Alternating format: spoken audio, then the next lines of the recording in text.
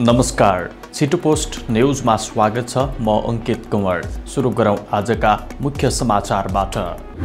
इलाम पहिरोमा मृतकको संख्या 21 पुग्यो। काठमाडौँमा सवारी आवागमन सुरु। सप्तकोशी नदीमा जलसतह बढ्दै 50 वटा ढोका खोलियो। वर्षाले रोकिएका आन्तरिक उडान आजदेखि पुनः सञ्चालनमा र नेपाली सेनाद्वारा विपद प्रतिकार्यका लागि उद्धारकर्मी परिचालन। वैदेशिक रोजगारमा जाने कामदारका लागि सुरक्षित र भरपर्दो स्वास्थ्य परीक्षण केन्द्र साइबा मेडिकल सेन्टर प्राइभेट लिमिटेड, एप्पा कम्प्लेक्स फुलचोक। Phone number 01 55 55 221। तपाईको भविष्य हाम्रो जिम्मेवारी। पहिरोका कारण इलाममा मृत्यु भएकाहरूको संख्या 21 पुगेको छ। गए राति झरेको पहिरोका कारण इलामका विभिन्न स्थानमा गरेर 21 जनाको मृत्यु भएको प्रहरीले बताएको छ। अझै केही हराइरहेकोले मृतकको संख्या बढ्न सक्ने प्रहरीले बताएको छ। इलाममा पहिरोका कारण फँसेकाहरूका लागि उद्धारका लागि हेलिकप्टर आइपुगेको छ।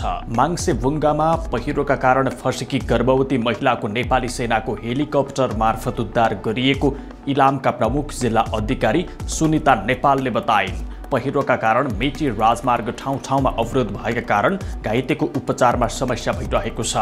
उपचारमा समस्या भएपछि नेपाली सेनाको हेलिकप्टर मार्फत उद्धारका लागि तैनात गरिएको हो। इलामको सूर्योदय नगरपालिका, माई जोगमाई नगरपालिका, माङ्सेबुङ लगायतका पालिकाहरूमा पहिरो खसेको छ। पहिरोका कारण दर्जनौं घर पुरेको प्रहरीले जनाएको छ। मौसम केही अनुकूल भएसँगै काठमाडौँको जनजीवन सामान्य बन्दै गएको छ। यात्रुहरू पनि काठमाडौँ भित्रिने र बाहिरिने क्रम सुरु भएको छ।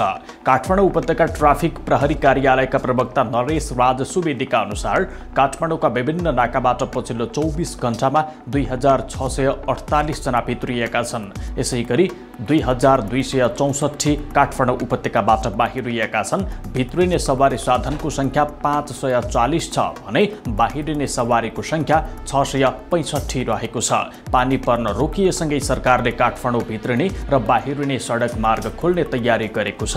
बीपी राजमार्ग बाहेक अन्य राजमार्गहरूमा गाडी चलाउन दिने तयारी गरिएको हो। जल तथा मौसम विज्ञान विभागले पनि पश्चिमतर्फ यातायात सञ्चालन गर्न सकिने भनेर सरकारी अधिकारीहरूलाई सूचना दिइसकेको छ।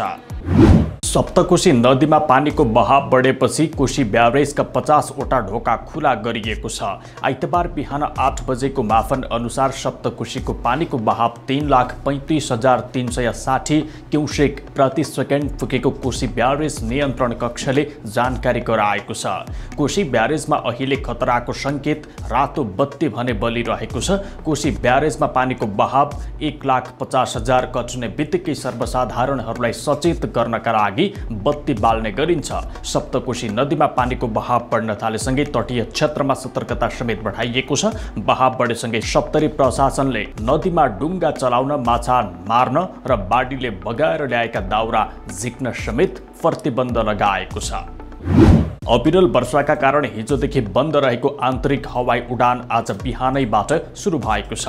त्रिभुवन विमानस्थल कार्यालयले मौसम अनुकूल रहेका स्थानमा आन्तरिक उडान सुरु भएको जानकारी गराएको हो। अन्तर्राष्ट्रिय उडान भने हिजो बेलुकादेखि नै नियमित छ। शनिबार आन्तरिक उडान ठप्प हुँदा सयौं यात्रु विमानस्थलमै अलपत्र परेका थिए। धेरै यात्रुहरू दशैंपछिको यात्राका लागि टिकट लिएर प्रतिरक्षारत रहेकोले असुविधा बेहोर्नु परेको बताइएको छ।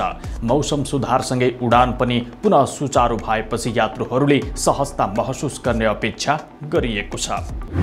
नेपाली सेनाले मनसुनजन्य विपद प्रतिकार्यका लागि 237 जना विशेष तालिम प्राप्त सुरक्षाकर्मी तथा उद्धारकर्मीहरू परिचालन गरेको जनाएको छ। नेपाली सेनाका रथी विष्णु कुमार खड्काका अनुसार नेपाली सेनाका 77 वटै जिल्लाहरूमा तैनात 94 वटा गणहरूबाट 1 गुल्म र 58 वटै गुल्महरूबाट 1 स्ट्यान्ड बाई फौज आधारभूत उद्धार सामग्री सहित परिचालन गर्नका लागि तयारी अवस्थामा राखिएको छ। 27 स्थानमा 237 जना विशेष तालिम प्राप्त उद्धारकर्मीहरू आफ्नो सामान सहित अग्रिम तैनात गरिएको अवस्थामा राखिएको उनले बताएका छन्। उद्धार छिटो होस् भन्ने हेतुले सुर्खेतमा र इटहरीमा एक-एकवटा हेलिकप्टर तैनात गरिएको छ। ज्येष्ठ नागरिक तथा अधिकृतहरूबाट समन्वय सरल बनाउन खबर सञ्चालन गर्न तथा सुरक्षा निकायहरू स्थानीय निकायहरूसँग समन्वय गरिएको छ। डुबान इलाकाहरूमा बस्ती रूपान्तरण र सुरक्षित स्थानमा सर्ने काम पनि भइरहेको बताइएको छ। अवस्था आजका लागि छिटो पोस्ट न्यूज सकियो। सत्य तथ्य र निष्पक्ष समाचारको लागि हामीसँगै रहनुहोला। नमस्कार।